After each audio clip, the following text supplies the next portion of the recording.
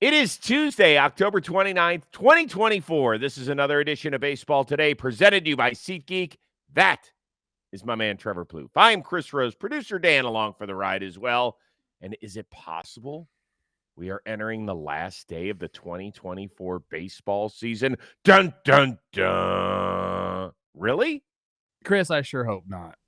I don't want to sweep. I don't want this to end already. I'm having a great time watching these games. I'm like cooking up some tri-tip. I even had a glass of wine tonight. Like, I like watching ball. I don't want this to end. So I hope it's not, but dang, if you're watching these games, especially the last two, it kind of feels like we're heading towards that, where the Dodgers are going to break out the brooms and they're going to spray champagne in New York, man. We will break down Game 3 momentarily, but a quick reminder that this edition of Baseball Today is presented to you by SeatGeek. Special announcement to celebrate the baseball playoffs and the World Series. SeatGeek, the official ticket marketplace of Major League Baseball, is giving all of you 10% off your next purchase. Use the code JOHNBOYPLAYOFFS10. Doesn't matter what you're buying, where you're going, or if you've bought before or are a newbie to SeatGeek. Just use that code. John Boy Playoffs 10. They're going to hook you up. John Boy Playoffs 10. 10% off your next SeatGeek purchase. You will thank us later. As for Game 3 of the World Series, as the scene shifted from sunny Los Angeles to under the bright lights of New York City, one thing has remained constant: the performance of the Dodgers' first baseman. It is a fastball. It's ripped down the line. It is gone! A fifth consecutive World Series game with a Freddie Freeman home run. And the Dodgers are on the board first in Game 3. We were not there, but it sure as hell felt like through the TV that just sucked the life out of Yankee Stadium. It really did. I mean,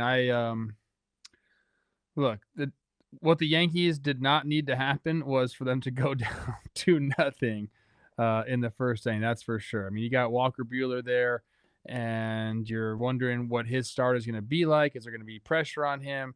And with one swing, Freddie basically says, hey, man, I got you. Go out there and kind of do your thing. So, yeah, I was waiting to feel the energy of the crowd, and I wanted to see what they were going to do for Aaron Judge and all these things. But you're right. You know, Freddie puts him up 2-0, and it just takes the atmosphere down big time, even though it's Game 3 in the Bronx. Hasn't been a World Series game there in 15 years. Like, it doesn't matter. Like, if a home run like that, when you're already down 2-0, there's nothing you can do as a fan. What are you going to do? Nothing. And by the way, I think they were all like, Fat Joe, can you hook us up? Like, I asked Jake about that. I said, Jake, what did you feel about Fat Joe? He's like, I thought they were a wash, him and Ice Cube. I said, no, that's wash. Wrong. It's a bad take right there. Like, they're getting swept on that regard as well. It was not good. None of it was good. And you're right. As a fan, when people are like, well, get energized, bring some energy. Well, you know what? Shit, it is the player's job to provide something to cheer about first, right? Because what happens as a fan, you sit there, you're already down 2-0, you're getting your butt kicked, you're back home, you want to feel good because, okay, yeah, we can win Game 3, and then they've got a bullpen game, and we've got a regular starting pitcher, and then Garrett Cole's back on his regular rest in Game 5. You know what? We're still in this thing. And then just like that, it's 2-0, and you're sitting there like, when your team cannot score at all, 2-0 feels like 7-0.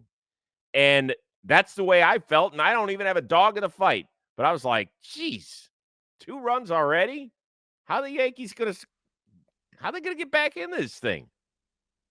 I mean, they need someone to step up, and it can't be Giancarlo, and it can't be Soto. Like, they need somebody at the bottom of the lineup to step up, or Judge to do it, and they haven't been able to find that at all. I mean, right now, 7 runs through 3 games, and these games, they haven't been like blowouts by the Dodgers. This hasn't been, a 10-2 or something like that type of game, but it's felt like that. Yeah, it has. For the last 2 games. Do you know why? First of all, let's give more credit to the Dodgers than sit here and nitpick on the Yankees, because there's time for that, and we'll do that later in the show.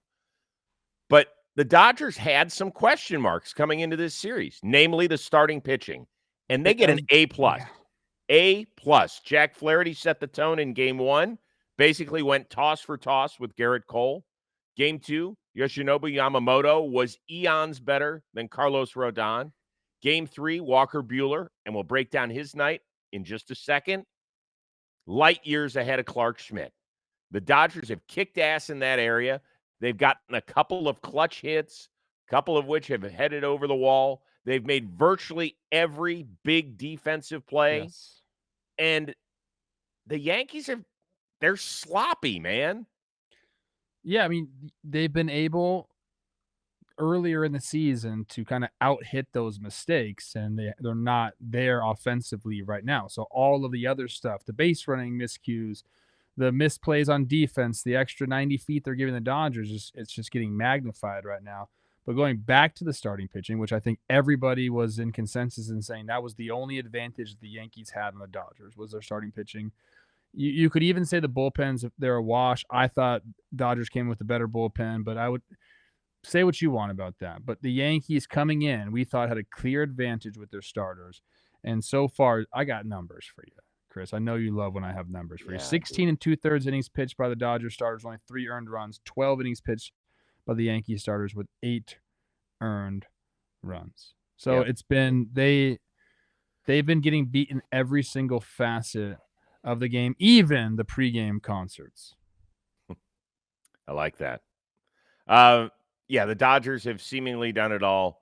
The Yankees have not. Well, speaking of Game 3 pitching performances, I think we were all kind of curious to see how Walker Buehler would do, and he did exceptionally well. 5 shutout innings, allowed only 2 hits, 5 strikeouts, couple of walks, looked outstanding, had the Yankees swinging through stuff, had them off balance. After the Dodgers victory, he joined the Fox guys on the set to talk about the evening that was. Yeah, it's weird. For me, I think the playoffs or big games has kind of always been the only thing I really cared about, and I was kind of awful all year. And I think once you get to the playoffs, the adrenaline, the momentum, I think whatever fear I had about my elbow or trying to throw a certain pitch or whatever goes away because it's all now, it's all go, and it's helped me. I think I think long term doing this year for me is going to be huge. How surprised were you that he was able to pull that off? I was pretty surprised at how good he looked tonight or yesterday. I'm not gonna lie. I think what he said there was very telling. A guy coming off another surgery. When you have guys like that on your team, I've seen guys come back from Tommy John many times, and that's the one thing they'll say is they don't have the conviction right away. It's scary. You don't want to have that feeling again. You don't want to go through that rehab process again. So a lot of times you'll feel guarded with how you're throwing the ball or what pitches you want to throw, or, are you getting max extension? Are you snapping your off-speed pitches? I think guarded is the right word for how these guys feel when they first come back. And listening to him say that, he was like basically saying that's how he felt during the regular season. But once the playoff starts, I mean, that's what you save yourself for, and the adrenaline takes over, and all of a sudden you're not thinking about that. You're so laser tunnel focused on the task at hand that all of a sudden, he looked like Walker Buehler of old right there. Maybe the velo wasn't back up all the way, Chris, but like the sharpness of his pitches were there. The conviction you could tell he had in his pitches was there. So I think I was surprised, but after watching him strike Judge out, 3-2 cutter first inning was a nasty, nasty pitch. You could tell that like his stuff was going to play as long as he was in the strike zone enough that he was going to have a good night, and that's exactly what he did, man. He reared back, he threw the fastball a lot tonight. He mentioned that talking to A-Rod and Jeter and Poppy after the game. He said, when it's cold like this, I love throwing my fastball because hitters don't like to see it. They're not swinging as hard, and I get that. I told this to Jake on Talking Baseball. I love when people don't complain about the weather and say they're going to use it to their advantage. That is the mentality that you have to take. Not that it was a blizzard out there or anything, but it's a little bit colder, and he wasn't complaining about it. In fact, he using it to his advantage. So I thought it was awesome, man. We love, I mean, at least I do. I love watching Walker Buehler be that guy, be the moxie king that we've seen before. Hadn't seen it that year this much in the postseason. We've kind of seen it now. And if that's going to be his last start of 2024, I mean, it's a hell of a way to go out. Well, some people will say, well, look at his 3 career starts now in the World Series. The guy's worked 18 innings and he's given up 1 run. So why should this be shocking? I want you to spin the clock back to earlier this season. He had pitched in the big leagues about a month plus. This is early to mid-June, okay? And he was still trying to figure things out. And I remember this post-game interview that I listened to him, and I couldn't remember a guy who had been as successful as a Walker Buehler being this defeated in front of the microphone. Frustrated, and we have so much talent and so many good starting pitchers. It's not easy to be okay, like running out there trying to figure it out all the time. I've said it before, I've said it again. Like I've thrown big games here. I want to throw big games here. Like I'm not used to being the one that's kind of far behind, but I am, and that's kind of the reality of it. And I'm doing kind of everything I can to figure it out. And that's why I was so surprised, because that sounded like a defeated man. And if you'll remember, he left the team. He went down to Florida to go work on his game, and we didn't know if we would ever see Walker Buehler come back and pitch in a Dodger uniform ever again. I think there was a legitimate question about it, but he did, and he put in the work, and he put in the time away from the team, and now we saw the final product, and I can't help but feel great for a guy like that. I'm curious, Chris, because he is a free agent after this year. Like, what happens to them? Does he try to come back to LA? Is there any interest at all? Like, they have a ton of pitchers that are hurt now, coming back, probably are going to be ready for next year. So he might not be in the plans, but it's going to be very strange for me to see Walker Buehler in another uniform. And like I said, if that is his final start, it's a hell of a way to go out. Particularly after the season he had. An ERA close to 5.5. He made 16 starts. You know how many wins he picked up this year? I just looked at his baseball reference page. I know he had a negative WAR. It was bad. He had 1 win this year. Yeah. He had 1 win. I know wins aren't the end-all be-all for starting pitchers these days, but when you're on that good a team and you make half your starts you're supposed to get more than 1 win. Is he good for the Padres? Oh, man. Good for Walker Buehler. Good for Walker Buehler. That's all I have to say. I guess awesome. We're not there yet. We're not there in the off season yet. Okay, sorry. Dude, don't worry. We're going to have plenty of time to fill. I would love to see him on the Padres. That's what I'm thinking about. Okay. Once again, today's episode brought to you by SeatGeek, the official ticket marketplace of Major League Baseball. With the World Series now dwindling down, it's time to celebrate. SeatGeek is giving a special offer to all you guys. Use that code, JohnBoyPlayoffs10. 10% off your next order, whether you're a first-time buyer or a returning customer. So go take that phone, open the SeatGeek app, add JohnBoyPlayoffs10 to your account, and do it right now. Now, if you're not familiar with what SeatGeek is, it's the #1 rated ticketing app. It makes buying tickets super simple. They're always looking out for you and your wallet. The way they do is they rate every ticket on a scale of 0 to 10 to make sure you're getting the best deal possible. Sometimes those seats, they look great. You know, they're behind the dugout. You're like, oh, perfect. Might not be the best deal for you. They also color code it. Green, good. Red dot, stay away. So take advantage of this special postseason hookup. Use that code JohnBoyPlayoffs10. 10% off the tickets at SeatGeek. Code works on tickets for anything. So it could be baseball, could be football, hockey, basketball, concert, festival, whatever. Open up your phone. Add that code JohnBoyPlayoffs10 to your account. You will thank us later. We might be saying later to the New York Yankees after Tuesday. Part of the reason is, even when they have run-scoring opportunities, they cannot capitalize. Exhibit A, Your Honor, right here. Hooks it into left field. That's down for a base hit. Here comes Stanton. Here comes Hernandez's throw. It is in time. Perfectly thrown. Teoscar Hernandez cuts down Stanton at home plate. Were you yelling at the TV? I mean, I remember watching it live and saying, "Wow, they're sending him. Teo has the ball, and Stanton is, either right before the bag or on the bag." And usually that's the telltale sign to not send somebody. So my initial reaction was, yeah, bad. Like, don't do that. Stanton's obviously not running at full capacity, or maybe that is his full capacity now. It's not very fast, though. Rizzo would have been up with a chance to tie the game. It was 3-0 at the time. Producer Dan tried to convince me, hey, man, they haven't been very good. They gotta send guys whenever they get these opportunities, and it did take a perfect throw to get him. So I'm a little bit on the fence about this one, just because we've known the Yankees haven't been swinging the bat great.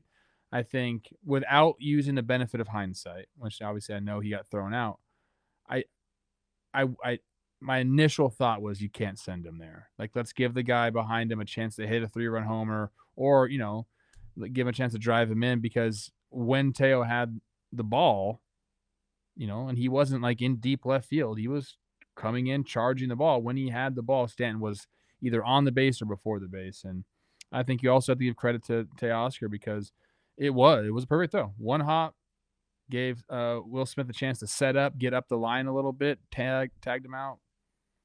So I guess I don't even know if I answered your question. I wouldn't have sent him. I would have. Just because you can't wait for another 2-out hit. You just got one. And I know that it is incredible for those of us that have seen Giancarlo Stanton's entire career, that's what he looks like running the bases now. I mean, it looks like he's doing a warm-up jog. It's horrific. And I don't big old secondary or something. Like, something needs to change, because that was not right. Yeah, it's just tough. And I'm not going to sit here and belittle the guy from this standpoint. I don't know how much pain he's in. Like, really, I don't know what it takes for him to get ready now in his mid-30s to play a baseball game every night. I don't know it. What are you smirking at? I just think it's hilarious how we talk about, like, mid-30s being like a grandpa. No, but He's how been guys' through some bodies things. react. Yeah, I know. So I just don't know. But I have no problem with Rojas sending him. I know that. Well, you know what? I was watching Jimmy and Jake in our stream, had it matched up perfectly to the TV. So I was listening to that at times over the broadcast. Here's their reaction. Get down. Come on, G. No. What are you doing?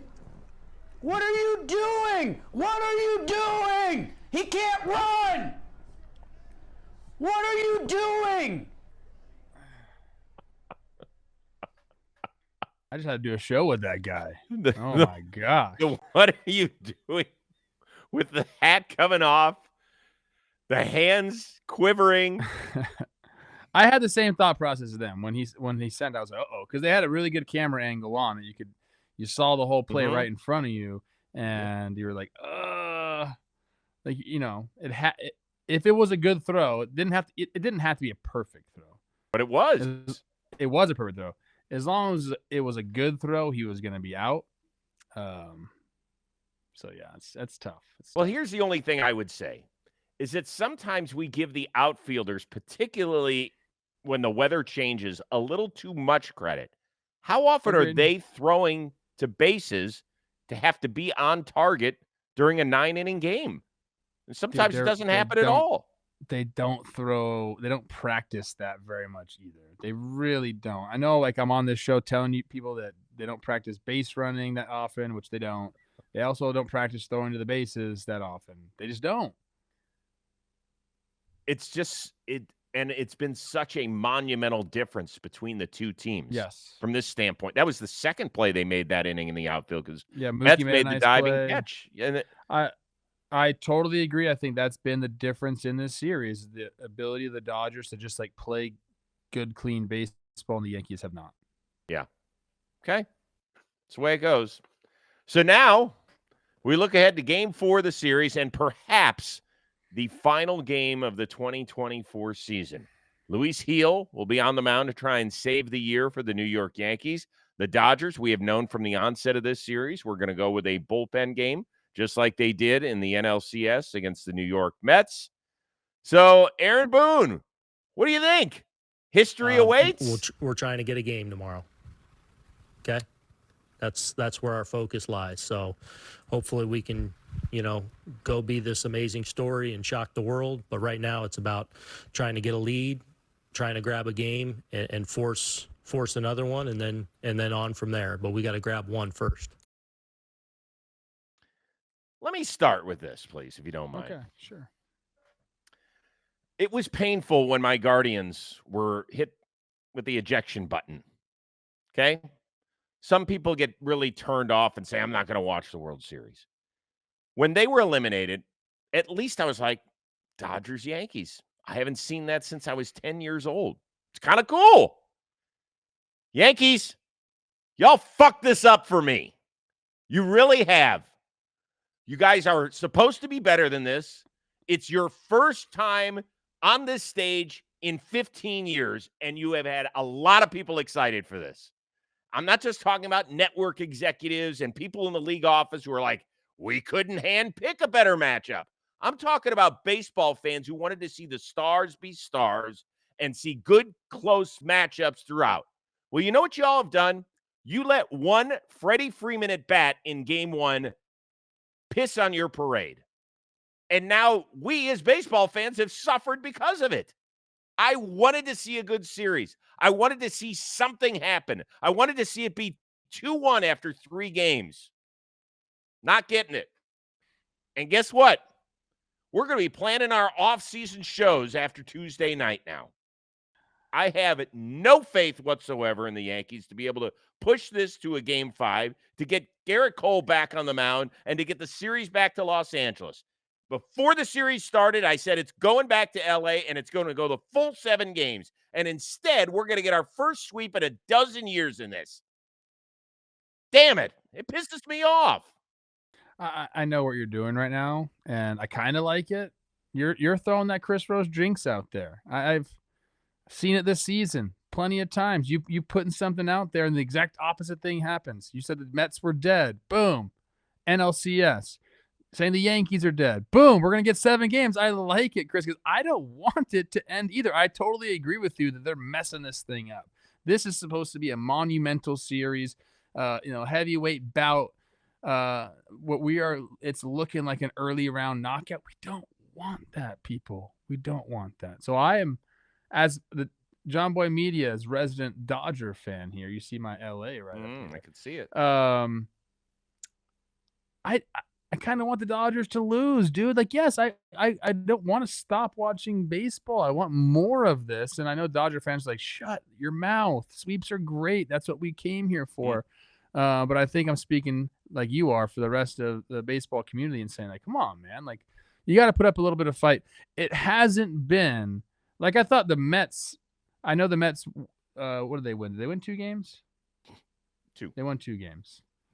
But that was blowout after blowout after blowout. These games haven't been that, but for some reason they felt like that. I don't know, man. I don't feel very confident in the Yankees either.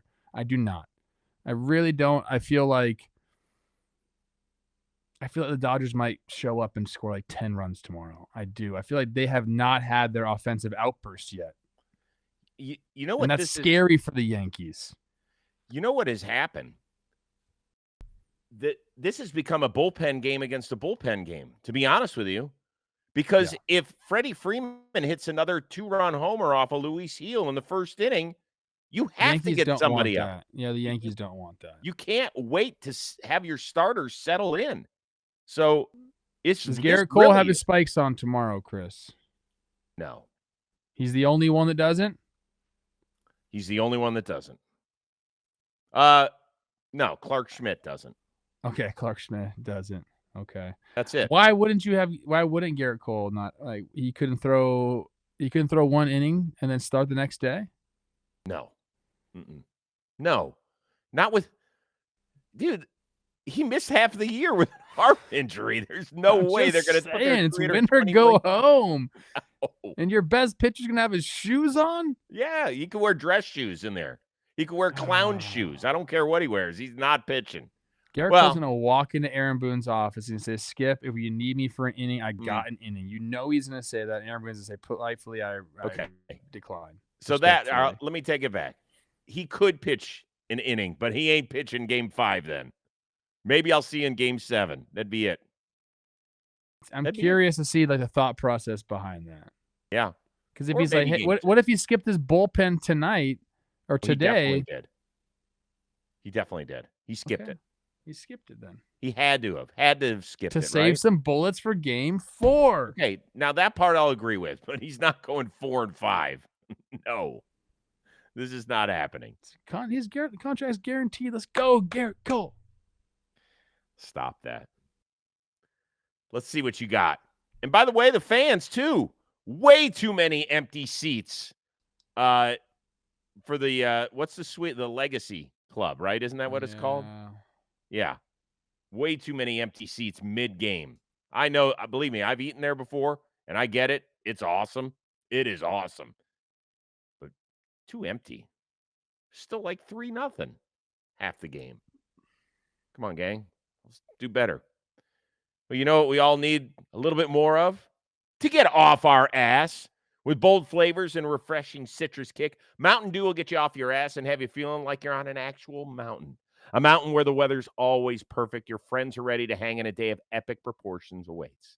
I don't care what you do outside. Just get out there. Do something fun and competitive. You could have a long drive contest. You could have a 3-point contest. You could do a little fishing out there. You could do a pickup football game, maybe some frisbee golf. Maybe if you got a monitor outside and you got your gamer headset, do some video games. You could do kickball. You could do wiffle ball. You could do pickleball. You could do blitzball. You could, I don't know, form any kind of ball league you want. The mountain's calling. You should answer. Grab your friends. Grab an ice-cold Mountain Dew wherever refreshing beverages are sold, and do the do. All right, one little story we just found out recently. Game 1, World Series, ended with that Freddie Freeman walk-off grand slam against Nestor Cortez. Kid that caught the ball was 10-year-old Zachary from the greater Los Angeles area. There he is. Well, he got bamboozled by his parents. He thought he was going to the dentist that day when they took him and put him in the car. Instead, they took him to Dodger Stadium for Game 1 of the World Series. What a great surprise as he ended up walking away with that little memento. Very cool, right? Good job by the parents. That's amazing. Yes, that's kind of what you always do with your kids, because I'll tell you why you do that with your kids. If you don't have children yet and you're going to have them, let me give you a little secret. Don't tell your kids about something exciting before you put them to bed. Like, you can never tell your kids you're going to Disneyland or a Dodger game the night before, because then they won't sleep. So never do that. So I'm assuming that's part of the reason. Hey, we're going to go to this game. You send a kid to school and he's thinking about going to the Dodger game the whole day. No way. So I understand where the parents are coming from here. So it gets me to my second question, which is, has somebody ever surprised you with something super special in your life? Olivia gives me a lot of nice surprises, if I'm being honest. Yeah, she does. Don't give me that face. Don't do that. No, not that. Come on. I'm curious. So we were in Mexico together. Mhm. And I had fallen asleep. It's on vacation during the off season. I'd fallen asleep, and I woke up, and there was this random note, and I thought she'd just written hey, I'm going to the gym or whatever, because I didn't see her anywhere. Mhm. Open the note up, and it was a picture that she had drawn of 2 penguins and then a little penguin, and that's how she told me that we were having a baby. All right. So that was cool. Yeah, that's a great one. That's a great one. I think the wives always are excited about that. Yeah, for our second, it was right around my birthday. She got me a present. She goes, "I want you to open it a day early." Great. Unwrap it. It was a Fatherhood for Dummies, Nice. Part 2. You needed that. So that was very cute. But the other one that she did for me was she threw me a surprise 35th birthday, which was awesome. And I walk in and I get a tap on the shoulder, and it was my parents. They had flown in from Ohio, which was awesome. That was great. that one was waterworks. Nice, Good Michelle. one. Yeah. Nice job by her. We got See, good we, wives. we do have great wives. Yeah, great wives. You're right. So I don't want to use that word good. No, The best. Great. All right, let's hope we're both wrong and we're doing another show on Tuesday where we aren't talking about champagne dreams just yet. Want that to be a few days down the road, I maybe. do too. I kind of want to go to Game 6. I want to go. Huh. That wouldn't be bad. It'd be fun for you. Wish you luck. That'll do it for today. For our one-of-a-kind producer, Dan Rourke, the uber-talented Trevor Plouffe, I am Chris Rose. Win or lose, we will see you Tuesday here on Baseball Today, presented to you by SeatGeek.